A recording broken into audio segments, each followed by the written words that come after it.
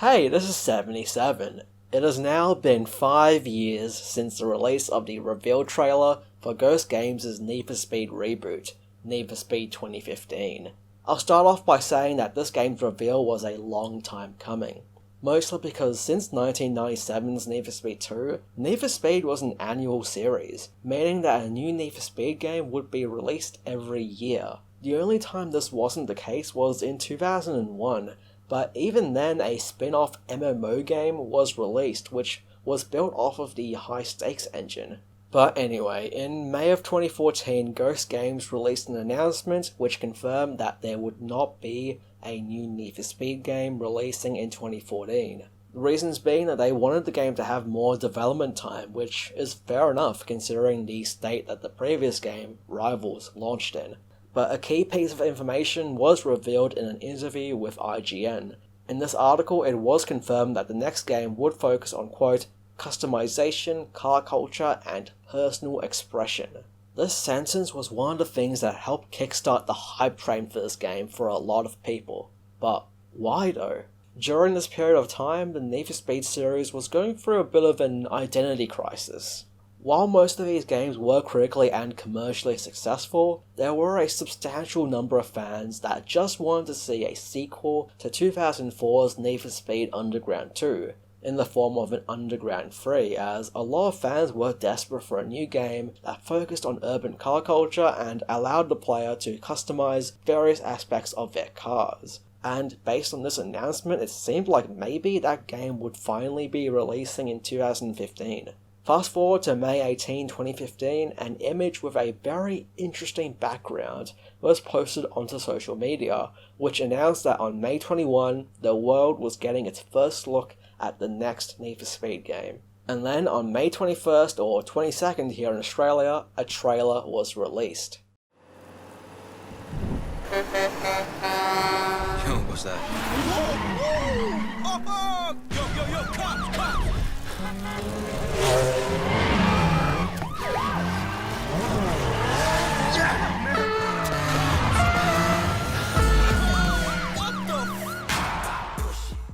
To the surprise of everyone, the game was simply titled Need for Speed, alluding to this game as being a reboot to the then 20-year-old series. And man, this trailer kicked hype levels into absolute overdrive. It looked like the spiritual successor to Underground 2 that fans had waited years for. And the icing on the cake was this short message at the end of the trailer, that everything we just saw was not CGI, that this was what the game actually looked like. It was simply mind-blowing at the time that this was captured in-game. It looked photorealistic.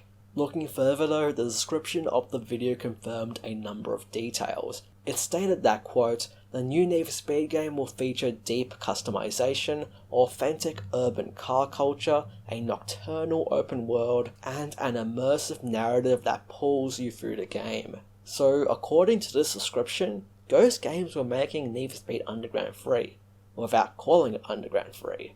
Regardless, this trailer achieved everything it needed to do, which was get people excited for the gameplay reveal that was happening during EA's E3 press conference the following month, which will be a topic for another day. But since Need for Speed 2015 has been out for a while now, was this trailer representative of the game that was finally released in November 2015, or in March back in 2016 if you played on PC? For the most part, yeah, I'd say so.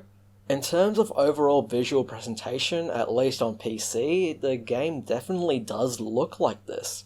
I've never actually tried the game out on console, but based on the YouTube videos I've seen, it seemed like it hit the mark. Moving on though, since it's a bit unfair to compare the gameplay of a complete game to what was shown in a 34-second reveal trailer, I'm not going to compare the gameplay in the trailer to what is in the game. Instead, let's just go over what the video's description suggested the game would be about, and see if they succeeded in delivering on each of these aspects. First up, deep customization. Yeah? There certainly are a decent amount of customization options present in the game, but it's kind of inconsistent.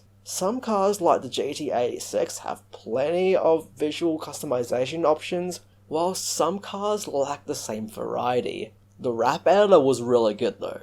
Authentic urban car culture.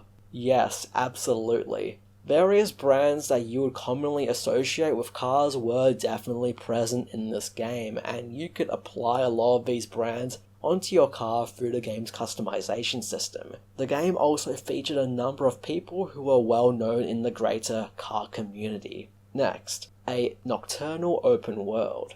Yes, the game's setting of Ventura Bay bled with detail, all the way down to the shiny wet roads. The world's atmosphere was unrivaled by any other racing game at the time. 5 years later, it still holds up wonderfully. Finally, the promise of an immersive narrative that pulls you through the game. This is an interesting one, for the lack of a better term at least. It was definitely immersive in the sense that the game's story was presented through live-action cutscenes that were shot in the point of view of the main character. Aside from that though, I can't think of many people I know that actually speak or even behave in the same way that the characters in this game do. So I'm not too sure if I could say it's immersive when it comes to its writing. Yeah, sick. Oh, bruh. Just seeing this guy, man, control off the hook. Truth, man, this one's a helmsman. Yeah, helmsman. Serendipity, brother. Stars aligning. Oh yeah. Whatever's happening under that rib cage in here. It's time to Stop looking at me like that, it's creeping me out. Welcome to the clan, brother. Oh, the clan, is that what you guys call yourselves? Okay. Tonight, we ride. Oh, there it is, there's the tagline. Really made of. Yeah? Yeah, fist bump, yeah. Ooh, Peace. yeah, fist bump. Yo, fist bump. Oh! What? You alright there? Good time to get your head straight, you know? Plan your build. Channel your vision. Okay. Whoa, starting to sound like Travis. Yeah, please stop. I mean, I don't know too many street races, so maybe this game was 100% accurate and that they really do talk like that, but a part of me doubts that.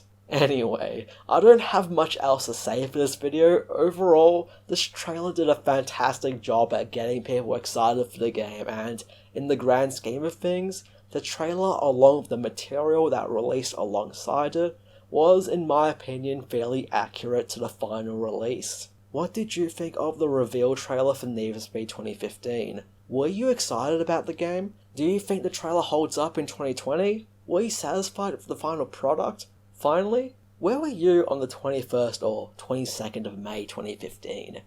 I still remember waking up at 6 in the morning on the 22nd and immediately picking up my phone and going into my email to read the upload notification email from the Need for Speed YouTube channel. I still remember reading that description and thinking that I was still dreaming. Up until E3, I would watch this trailer 3 times a day at the very least. I was so excited for this game. I even put a link to the trailer onto my Steam profile, so that any of my friends who happen to hop onto my profile will know that the trailer was out.